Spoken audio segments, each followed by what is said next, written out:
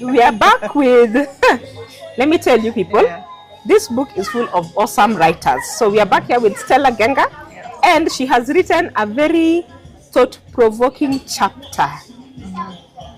I was looking at the name and I was like, my goodness me, people, you need to just buy the book first. Buy the book because she talks about how you can recognize, overcome, and something else, and transform Yeah. self-sabotage into a superpower. Yes.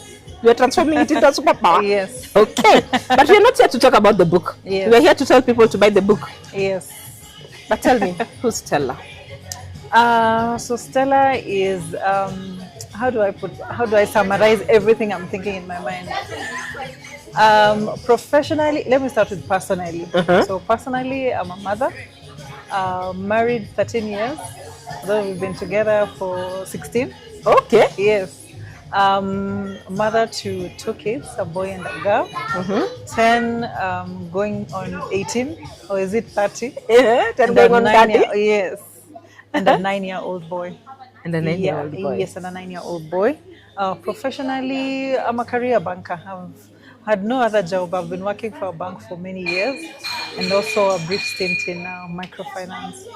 Yeah, so I'm very passionate about people. I like engaging with people, and I like solving problems, wherever problems are, on the personal side, on the business side as well.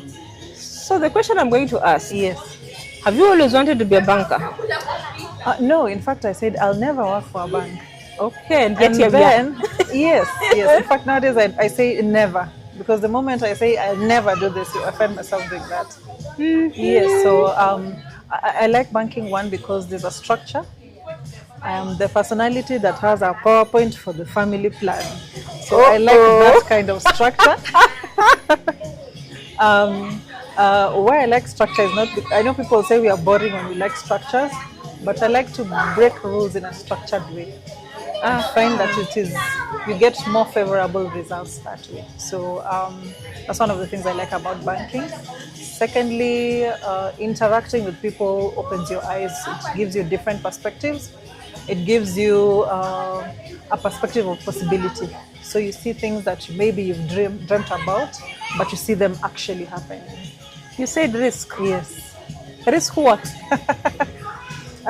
Risk, though I look at risk is something you have to experience every day. Even when you wake up, you risk getting into an accident. Yeah, true. It's not limited to the corporate setting.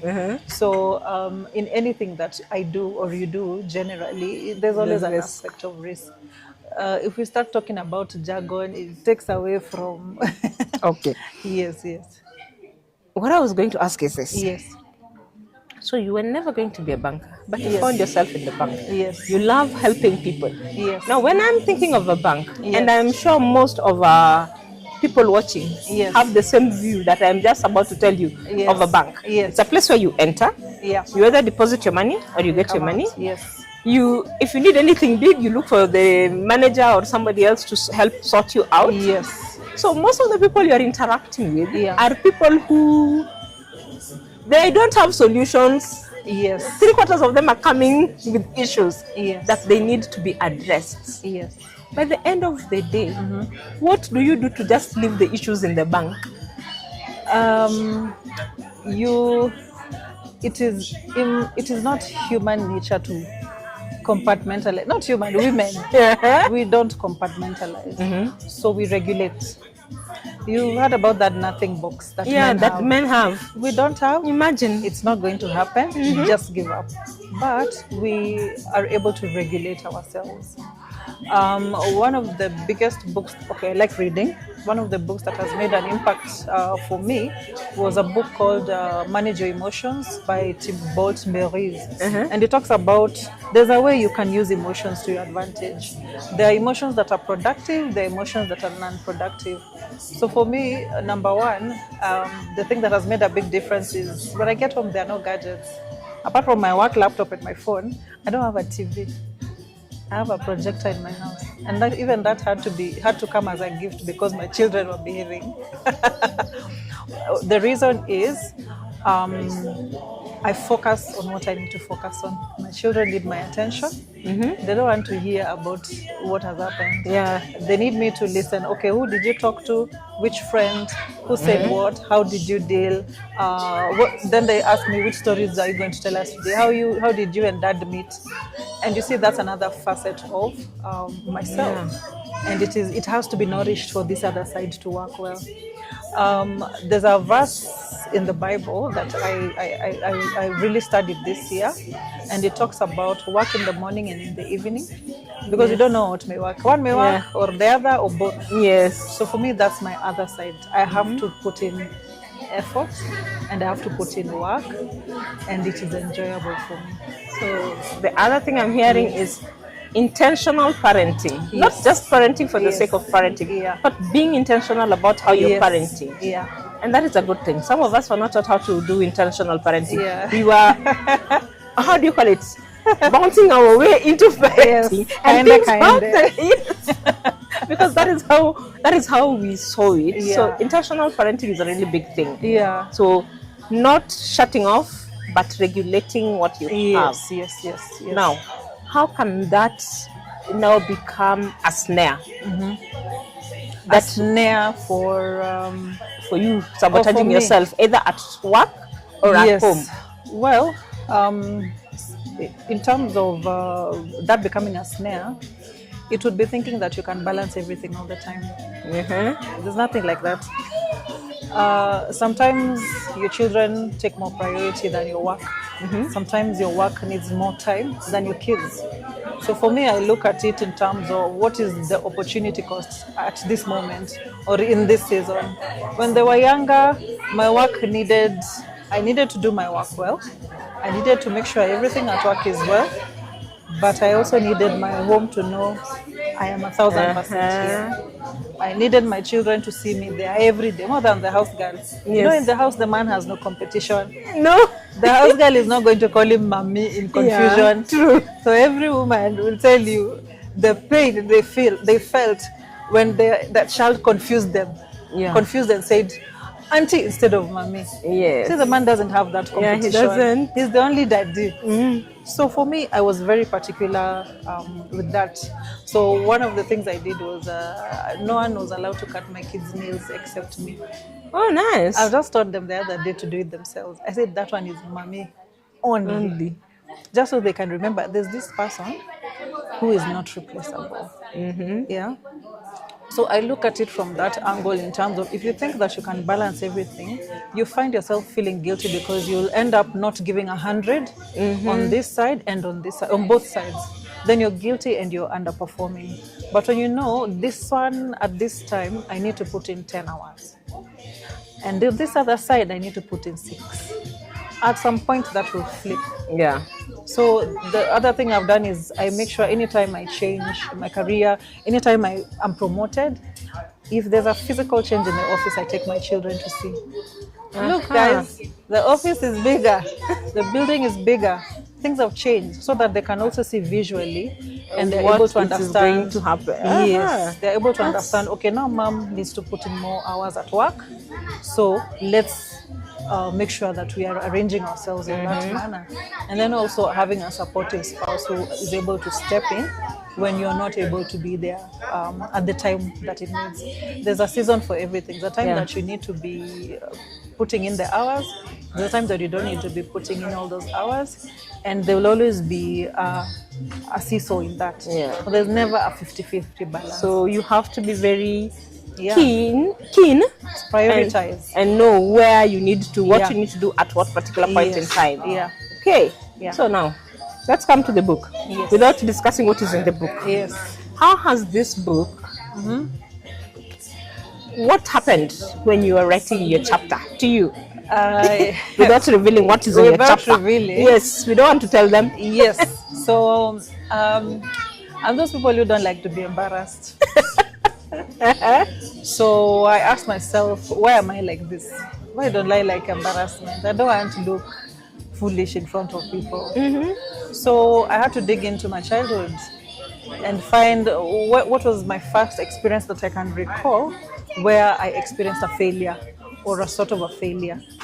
and what has been the impact? All these at my big age, is it still impacting the decisions that I make, the way I show up, the decisions that I make, and the speed of the decisions that I make? So very simple things. So just digging into that has shown me there are things, that decisions that I avoided to make because I felt I failed this when I was a child, like swimming, which I talk about in the book. I failed when I was a child because I almost drowned, and then I never did it at all for 20 plus years. And then now that I learned how to swim, in fact, I even joined another competition, and now I'm intentionally going to pursue it to the very end. And when the moment you find yourself tackling that, you start to ask yourself, now why was I avoiding this? It is not as big of a monster that I thought it was going to be. So those are some of the things that we find. It's a battle of the mind. You know, a battle that you're fighting externally, you can plan for it, you can weaponize, but when you're fighting yourself, it's a very difficult conversation to have. And it's also very easy when you're fighting yourself to stop and continue with the comfort of not knowing. And exactly, and even know that you're fighting yourself. How many women do you know? Maybe they're men, I don't know, who you'll have a conversation in your head with someone until you're at the point of tears, and yet it is all in your mind. Imagine. You know, it's all in your mind. Yet you could have just called the person, let's sit and talk, and but you had a whole conversation, you've imagined all sorts of scenarios, and at the end of it all, you've added zero value and you don't have a solution. And yet your emotions are all over the place because of the conversation you're having with yourself. Exactly, Even look at how people drive in Nairobi. Sometimes someone will pass you and you ask yourself, how does this person live with people in the house? Because if you behave like this in public, on the road, and you don't feel ashamed, how are you privately? Because we tend to project the best part of ourselves to the public. Yes. But it doesn't. Okay. Wow. So now that you're a published author, how does that feel? It feels surreal. It has also awakened the little girl in me, the little dreamer.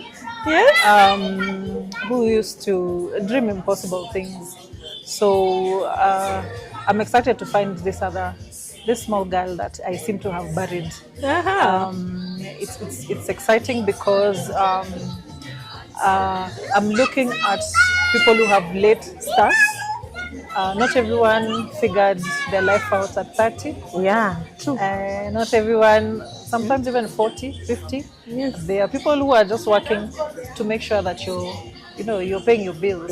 But there's no joy, there's no longing. So that's the person that I really want to talk to, because there's hope. All you need to do is reach out, ask for help, join these conversations, and you'll be surprised that there are very many people, and you can add value to each other instead of suffering alone. All right. So let's meet and talk. So now, let me tell the people this. So you've heard her say, anyone who's working and does not have joy, who's just doing the work because of the bills, buy the book, look for her number, get in touch with Stella so that she can help you out. Parting shots. Parting shot. I've become a fan of proverbs. Let me see. Did I write it here? So there's one I really like nowadays. It is no matter how angry you are, a Nigerian proverb. No matter how angry you are, the anger can never boil an egg. The second one, which I also like, is the egg seller in the market is never the one to start a fight. So it's about self-awareness. You need to be aware to do something about it. And secondly, know where you are. Know yourself. What are my strengths? What are my weaknesses? Who am I surrounding myself with? And do something about it. It's never that serious. It's never that serious. Steps. Thank you so much. Thank you. It was a pleasure talking to you. Pleasure. Guys, go out and buy the book.